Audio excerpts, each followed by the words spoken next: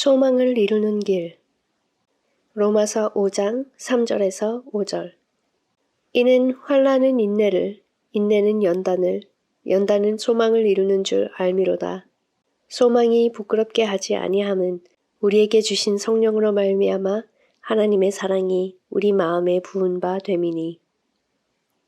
하나님의 말씀은 우리가 환난을 어떤 눈으로 바라보아야 하는지, 어떻게 이해해야 하는지 가르쳐 줍니다.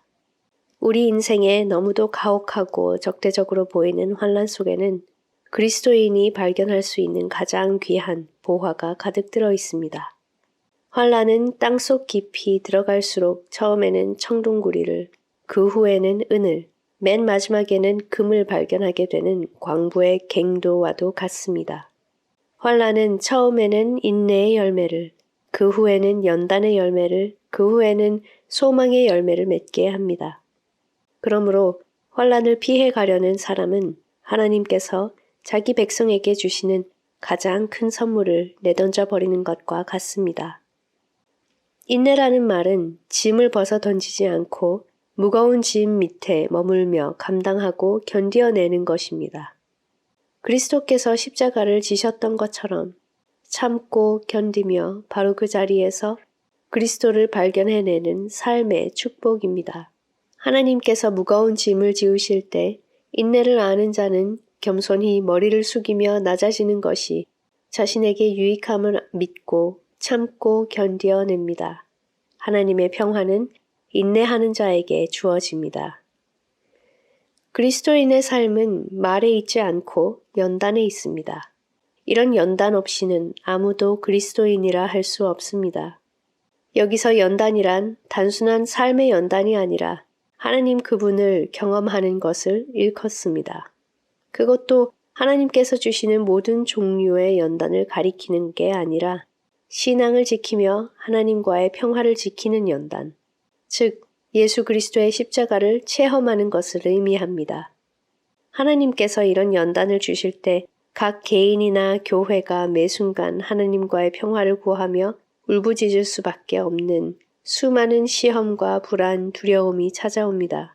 그러나 이 고통의 순간에 우리는 날마다 더욱 하나님의 능력과 승리, 그리스도가 십자가에서 완성하신 평화를 경험하게 됩니다. 그러므로 연단은 소망을 이루게 합니다. 거센 파도를 하나하나 극복해 나가다 보면 어느새 소망의 땅에 가까이 이르게 되듯이 주어진 시련을 하나씩 견디고 극복하는 것 자체가 이미 마지막 승리의 전주곡이기 때문입니다. 소망이 있는 곳에 패배란 있을 수 없습니다. 이것이 고난당하는 교회가 가진 비밀이며 그리스도인의 삶에 나타나는 고난의 비밀입니다. 모든 소망이 사라졌다는 문패가 붙은 고난과 상실, 죽음의 문이 놀랍게도 우리를 하나님께로 인도하는 위대한 소망의 문이며 존귀와 영광으로 인도하는 문이기 때문입니다. 이런 사람에게는 이제 우리에게 주신 성령으로 말미암아 하나님의 사랑이 우리 마음에 부은 바 됨이니라는 말씀이 그대로 적용됩니다. 그에게 이성으로는 이해할 수 없는 일이 일어납니다. 그는 세상의 재물이나 선물 때문이 아니라 하나님을 하나님 존재 자체로 사랑하기 때문입니다. 선물로 받은 평화 때문이 아니라 진실로 하나님 그분을 사랑하기 시작합니다.